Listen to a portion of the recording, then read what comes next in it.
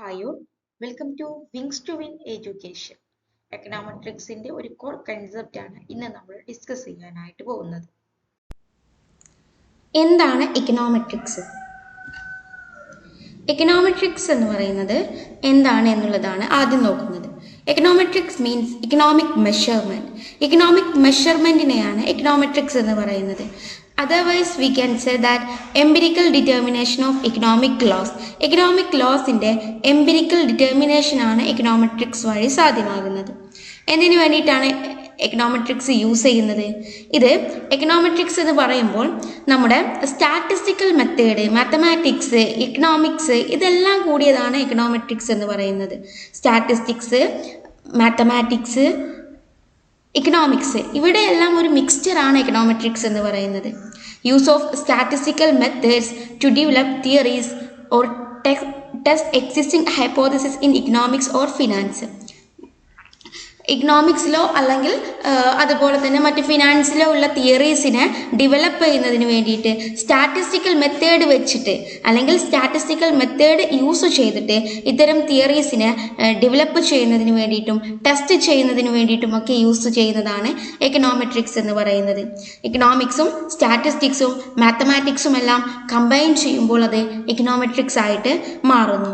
Financial trend മനസ്സിലാക്കുന്നതിന് വേണ്ടിയിട്ട് അല്ലെങ്കിൽ ഫ്യൂച്ചർ ഇക്കണോമിക് ഫോർകാസ്റ്റിന് വേണ്ടിയിട്ടൊക്കെ നമുക്ക് എന്ത് യൂസ് ചെയ്യാം? ഇക്കണോമെട്രിക്സ് യൂസ് ചെയ്യാം. ഈ പറഞ്ഞ പോലെ തന്നെ എക്കണോമെട്രിക്സിന് ഒരുപാട് യൂസേജസ് ഉണ്ട്. എക്കണോമിക്സിൻ്റെയും സ്റ്റാറ്റിസ്റ്റിക്സിൻ്റെയും മാത്തമാറ്റിക്സിൻ്റെയും ഒരു മിക്സ്ചർ ആയിട്ടാണ് എക്കണോമെട്രിക്സ് നമുക്ക് മുന്നിൽ അവതരിപ്പിച്ചിട്ടുള്ളത്. എക്കണോമിക് തിയറീസിനെ സ്റ്റാറ്റിസ്റ്റിക്കലി എങ്ങനെ ടെസ്റ്റ് ചെയ്യാം, എങ്ങനെ അനലൈസ് ചെയ്യാം എന്നുള്ളതാണ് എക്കണോമെട്രിക്സിൽ പറയുന്നത്. എക്കണോമെട്രിക്സിൻ്റെ മെത്തഡോളജി എന്താണെന്ന് നോക്കാം. ഫസ്റ്റ്, മെത്തഡോളജി മീൻസ് എക്കണോമെട്രിക്സ് എങ്ങനെയാണ് ഡെവലപ്പ് ചെയ്യുന്നത്, എങ്ങനെയാണ് എക്കണോമെട്രിക്സ് യൂസ് ചെയ്യുന്നത്, അതിൻ്റെ മെത്തേഡ്സ് എന്തൊക്കെയാണ്, എക്കണോമെട്രിക്സിൻ്റെ മെത്തേഡ്സ് എന്തൊക്കെയാണ് എന്നുള്ളതാണ്. ഫസ്റ്റ് വൺ ഇക്കണോമിക് തിയറിയാണ്. ഇക്കണോമിക് തിയറി എടുത്തിട്ട് അതിനെന്ത് ചെയ്യും? Mathematical model of the theory, ഒരു തിയറി സെറ്റ് ചെയ്യുന്നു. ദെൻ അതിൻ്റെ മാത്തമാറ്റിക്കൽ മോഡലിനെ നമ്മൾ ഫൈൻഡ് ചെയ്യുന്നു. Then third one econometric model of the theory, തിയറിയുടെ എക്കണോമെട്രിക് മോഡലിലേക്ക് പോകുന്നു. ദെൻ അതുമായി ബന്ധപ്പെട്ട ഡാറ്റ കളക്ട് ചെയ്യുന്നു, ആ തിയറിയുമായി ബന്ധപ്പെട്ട ഡാറ്റ കളക്ട് ചെയ്യുന്നു. Then estimation of econometric model, ഇത് വെച്ചിട്ട് എക്കണോമെട്രിക് മോഡൽ എസ്റ്റിമേറ്റ് ചെയ്യുന്നു. ഏത് വെച്ചിട്ട്? ഈ ഡാറ്റ വെച്ചിട്ട് തിയറി ഫൈൻഡ് ചെയ്യുന്നു. ദെൻ അതിൻ്റെ മാത്തമാറ്റിക്കൽ മോഡൽ നോക്കുന്നു, എക്കണോമെട്രിക് മോഡൽ നോക്കുന്നു.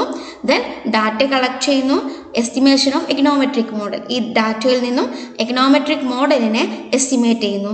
ദെൻ അതിനുശേഷം ഹൈപ്പോത്തസിസ് ടെസ്റ്റ് ചെയ്യുന്നു.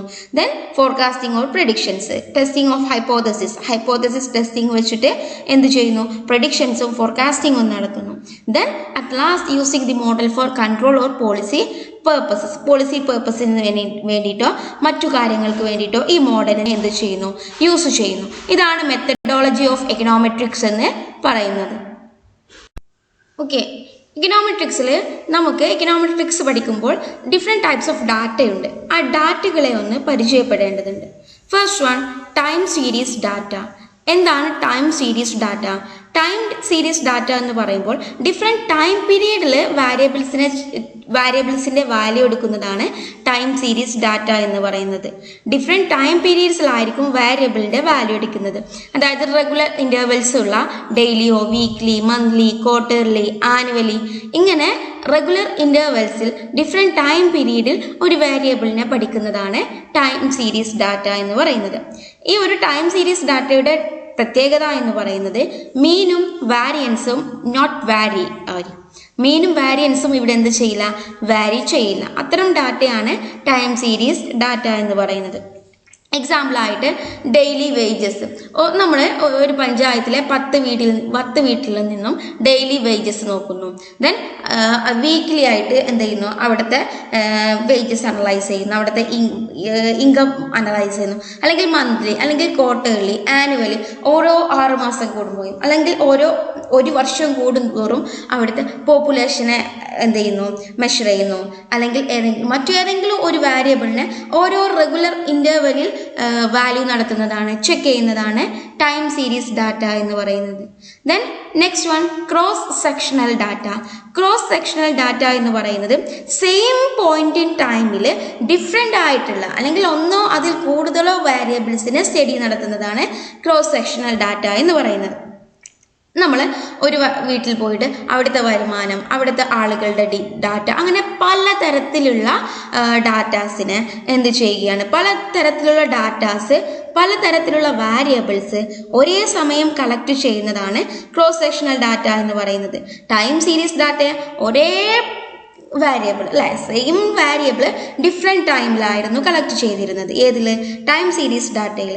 അതേസമയം ക്രോസ് സെക്ഷണൽ ഡാറ്റ എന്ന് പറയുമ്പോൾ ടൈം സെയിം ആണ്, ആ സെയിം ടൈമിൽ വൺ ആൻഡ് മോർ വാരിയബിൾസ്, ഒന്നോ അതിൽ കൂടുതലോ വാരിയബിൾസിനെ പഠിക്കുന്നതാണ് ക്രോസ് സെക്ഷണൽ ഡാറ്റ എന്ന് പറയുന്നത്. ഇവിടെ ഹെറ്ററോജീനിറ്റിയുടെ ഒരു പ്രോബ്ലം ഫേസ് ചെയ്യുന്നുണ്ട്. ഹോമോജീനിറ്റിയുടെ ഓപ്പോസിറ്റ് ആണ് ഹെറ്ററോജീനിറ്റി. ഹെറ്ററോജീനിറ്റിയുടെ ഒരു പ്രശ്നം എവിടെ വരുന്നുണ്ട്? ക്രോസ് സെക്ഷണൽ ഡാറ്റയിൽ വരുന്നുണ്ട്. Then third one is pooled data. Pooled data എന്ന് പറയുന്നത് ടൈം സീരീസ് ഡാറ്റയുടെയും ക്രോസ് സെക്ഷണൽ ഡാറ്റയുടെയും ഒരു കോമ്പിനേഷനാണ്. രണ്ടും കൂടെ ചേർന്നിട്ടാണ് പൂൾഡ് ഡാറ്റ വരുന്നത്. അതായത് ടൈം സീരീസ് ഡാറ്റ എന്തായിരുന്നു? ഡിഫറെൻറ്റ് ഡിഫറെൻറ്റ് ടൈം ഇൻ്റർവെല്ലിൽ ഒരു സെയിം വാരിയബിളിനെ കുറിച്ച് പഠിക്കുന്നതാണ്. Then cross sectional data same time പീരീഡിൽ ഡിഫറെൻറ്റ് വാരിയബിൾസിനെ കുറിച്ച് പഠിക്കുന്നതാണ് ക്രോസ് സെക്ഷണൽ ഡാറ്റ എന്ന് പറയുന്നത്. അതിൻ്റെ രണ്ടിൻ്റെയും കൂടെ കോമ്പിനേഷൻ ഓർ മിക്സ്ചർ എന്ന് പറയുമ്പോൾ ഡിഫറെൻറ്റ് ടൈം പീരീഡിൽ മോർ വാരിയബിൾസിനെ കുറിച്ച് പഠിക്കുന്നതാണ് പൂൾഡ് ഡാറ്റ എന്ന് പറയുന്നത്. ഡിഫറെൻ്റ് ആയിട്ടുള്ള ടൈം പീരീഡിൽ സെയിം ഇൻ്റർവെല്ലുള്ള ഡിഫറെൻറ്റ് ടൈം പീരീഡിൽ മോർ ആൻഡ് മോർ വാരിയബിൾസിനെ കുറിച്ച് പഠിക്കുന്നതാണ് പൂൾഡ് ഡാറ്റ എന്ന് പറയുന്നത്. Then next one, measurement of scale of variables. വാരിയബിൾസിൻ്റെ മെഷർമെൻറ്റിന് സ്കെയിൽ ഓഫ് മെഷർമെൻ്റ് ആണ് നോക്കുന്നത്. പ്രധാനപ്പെട്ടും 4 സ്കെയിൽസ് ആണ്. First one ratio scale, second one interval scale, third one ordinal scale and the last one is nominal scale. First ratio scale. എന്താണ് ratio scale? Ratio scale എന്ന് പറയുന്നത് quantitatives ആണ്. Quantitative measurement ആണ് ratio scale എന്ന് പറയുന്നത്. ഇൻ്റർവെൽസിനെ compare ചെയ്യുന്നതിന് വേണ്ടിയിട്ടോ ഡിഫറൻസസിനെ compare ചെയ്യുന്നതിന് വേണ്ടിയിട്ടോ ഒക്കെ യൂസ് ചെയ്യുന്നതാണ് റേഷ്യോ സ്കെയിൽ എന്ന് പറയുന്നത്. ഇതൊരു ക്വാണ്ടിറ്റേറ്റീവ് മെഷർമെൻ്റ് ആണ്. ദെൻ ഇൻ്റർവെൽ സ്കെയിൽ എന്ന് പറയുന്നത് ഓർഡറും ഡിഫറൻസസും ഒക്കെ മീനിങ് ഫുൾ ആയിട്ടുള്ള സെയിം ഇൻ്റർവെൽസ് ആയിട്ടുള്ള മെഷേഴ്സാണ് ഇവിടെ വരുന്നത്. ഇൻ്റർവെൽ സ്കെയിലിൽ വരുന്നത് സെയിം ആയിരിക്കും, ഇൻ്റർവെൽസ് കറക്റ്റ് ആയിരിക്കും. എക്സാമ്പിൾ കലണ്ടർ ഇയേഴ്സ് ആണ് ടൈം. കലണ്ടർ ഇയേഴ്സ് അല്ലേ, സെയിം ആയിട്ടുള്ള ഒരു ഇൻ്റർവെൽ. ദെൻ അതുപോലെ ടൈം, അതും സെയിം ആയിട്ടുള്ള ഒരു interval. Time period calendar years എല്ലാം ഇൻ്റർവെൽ സ്കെയിലിന് സെയിം എക്സാമ്പിൾസ് ആണ്.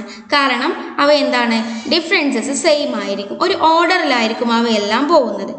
That type of measurement is known as interval scale. Then next one, ordinal scale. Ordinal scale എന്ന് പറയുമ്പോൾ ഓർഡർ ഓഫ് വാരിയബിൾസ്, വാരിയബിൾസിൻ്റെ ഓർഡറിനെ ഡെപ്പിക്റ്റ് ചെയ്യുന്നതാണ് ordinal scale എന്ന് പറയുന്നത്. അവിടെ എന്താ പറയുക, വാല്യൂസിൻ്റെ ക്വാണ്ടിറ്റേറ്റീവ് വാരിയബിൾസിൻ്റെ മെഷർമെൻറ്റ് സാധ്യമല്ല, അല്ലെങ്കിൽ ഓർഡറുകൾ മാത്രം മെഷർ ചെയ്യുന്നതാണ്. ക്വാളിറ്റേറ്റീവ് ഡാറ്റയെ മെഷർ ചെയ്യുന്നതാണ് എന്ത്, ഓർഡിനൽ സ്കെയിൽ എന്ന് പറയുന്നത്. അപ്പം ഏത് ഫ്രീക്വൻസി മെഷർ ചെയ്യുന്നതിന് വേണ്ടിയിട്ട്, ഹാപ്പിനെസ് മെഷർ ചെയ്യുന്നതിന് വേണ്ടിയിട്ട്, സാറ്റിസ്ഫാക്ഷൻ മെഷർ ചെയ്യുന്നതിന് വേണ്ടിയിട്ട്, അത്തരത്തിലുള്ള ക്വാളിറ്റേറ്റീവ് ഡാറ്റകളെ മെഷർ ചെയ്യുന്നതിന് വേണ്ടിയിട്ടാണ് മെയിൻലി എന്ത് യൂസ് ചെയ്യുന്നത്, ഓർഡിനൽ സ്കെയിൽ യൂസ് ചെയ്യുന്നത്. Then next one, nominal scale. Nominal scale എന്ന് പറയുന്നത് ഈ ഒരു നോമിനൽ സ്കെയിൽ മെഷർമെൻറ്റിൽ നമ്പേഴ്സ് ടാഗ്സ് ആയിട്ടോ ലാബൽസ് ആയിട്ടോ ഒക്കെയാണ് കൊടുത്തിട്ടുണ്ടായിരിക്കുക. അത്തരം കേസിലാണ് നോമിനൽ സ്കെയിൽ യൂസ് ചെയ്യുന്നത്. നമ്പേഴ്സ് ക്വാണ്ടിറ്റേറ്റീവ് ബേസിലായിരിക്കില്ല, നോൺ ന്യൂമറിക്കൽ വാരിയബിൾസ് ആയിരിക്കും ഉണ്ടായിരിക്കുന്നത്. നോൺ ന്യൂമറിക് വാരിയബിൾസിൻ്റെ കേസിലാണ് നോമിനൽ സ്കെയിൽ യൂസ് ചെയ്യുന്നത്. നമ്പേഴ്സിനെ അവിടെ ടാഗ് ആയിട്ടോ ലാബിൾസ് ആയിട്ടോ എല്ലാം കൊടുത്തിട്ടുണ്ടാവും. അപ്പോൾ എക്സാമ്പിളായിട്ട് ഇവിടെ 1 എന്ന് പറയുന്നത് മൈൽഡിനെ കാണിക്കുന്നു, 2 എന്ന് പറയുന്നത് ഒരു മോഡറേറ്റ് ലെവലിനെ കാണിക്കുന്നു, 3 എന്ന് പറയുന്നത് സിവിയറിനെ കാണിക്കുന്നു. അങ്ങനെ ഒരു ലാബിൾസോ ടാഗ്സോ ഒക്കെ ആയിട്ട് ഇത്തരത്തിൽ കൊടുത്തിട്ടുള്ളത്. 1 എന്ന് പറയുന്നത് മൈൽഡ് ആണ്, 2 എന്ന് പറയുന്നത് മോഡറേറ്റ് ആണ്, 3 എന്ന് പറയുന്നത് സിവിയർ ആണ്. ഇങ്ങനെ ലാബിൾസോ ടാഗ്സോ ആയിട്ടാണ് മെഷർമെൻറ്റ് കൊടുത്തിട്ടുള്ളത്, നമ്പേഴ്സ് കൊടുത്തിട്ടുള്ളതെങ്കിൽ ആ സമയത്താണ് നോമിനൽ സ്കെയിൽ യൂസ് ചെയ്യുന്നത്. Thank you for watching. കൂടുതൽ വീഡിയോസിനും ക്ലാസ്സസിനുമായിട്ട് ഈ ഒരു ചാനൽ സബ്സ്ക്രൈബ് ചെയ്യുക, ഷെയർ ചെയ്യുക, കമൻറ്റ് ചെയ്യുക. നിങ്ങളുടെ ഡിമാൻഡും നിങ്ങളുടെ കറക്ഷൻസും സജഷൻസും ഒക്കെ മെസ്സേജ് ത്രൂ എന്നെ അറിയിക്കുക. Thank you for learning once again.